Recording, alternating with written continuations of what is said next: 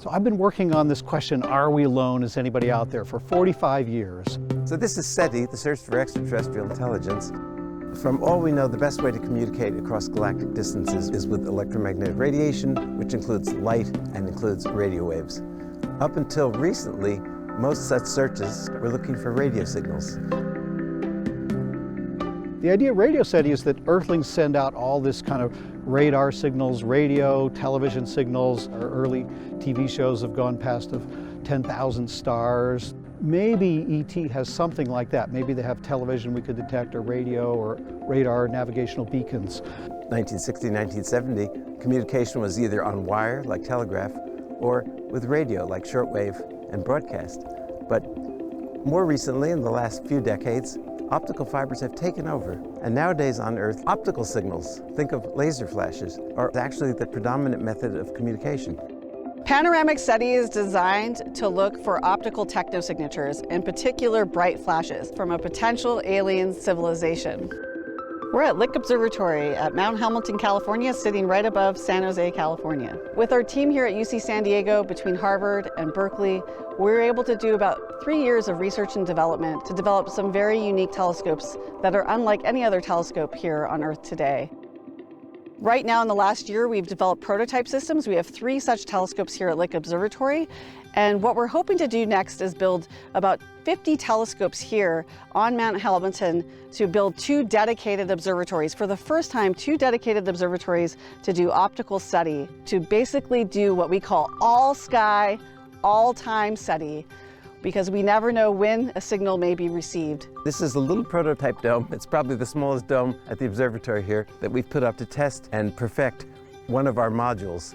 This one module can look at a patch of sky 10 degrees by 10 degrees at once, with 1,000 sensitive detectors, each of which is sensitive to light flashes as short as a billionth of a second. In particular, we're looking for flashes, and the flashes could be very short, very powerful flashes, like a lighthouse kind of flash. And the problem with looking for flashes, we don't know where to look. So you might be pointing over here, but the flash should be going over here. So the idea of PANOSETI is to have these telescopes that can look everywhere in the sky. We might have somewhere between 25 and 100 different telescopes, each one pointed to a different place in the sky.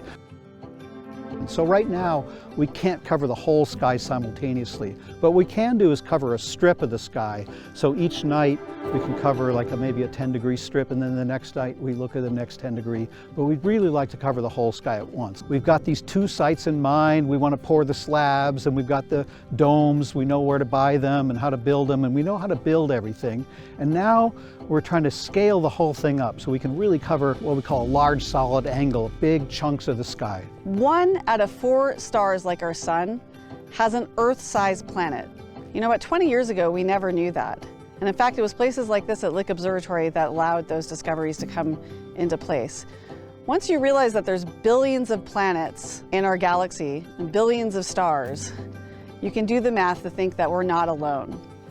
And this really makes looking for SETI and the search for extraterrestrial intelligence so vital for humans' endeavors. Here we're looking at a new scale across the whole sky at once, but we're also looking at a new time scale.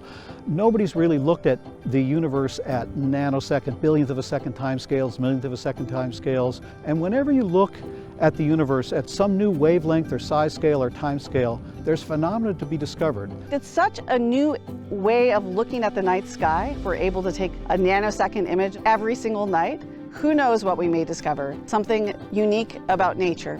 So if we're lucky, we'll find ET, but maybe we'll find some new astrophysics of primordial black hole evaporating, or maybe a gamma ray burst, or some new exotic phenomena that nobody's ever thought of. We're interested to see if there's anything natural phenomenon that may be allowing large, bright, transient flashes that would occur, perhaps 2 neutron stars merging together that would generate an energetic event. There are things now known as like gamma ray bursts. What are the optical counterparts for gamma rays? These are rare events. They don't occur often, and they only occur in small portions of the sky.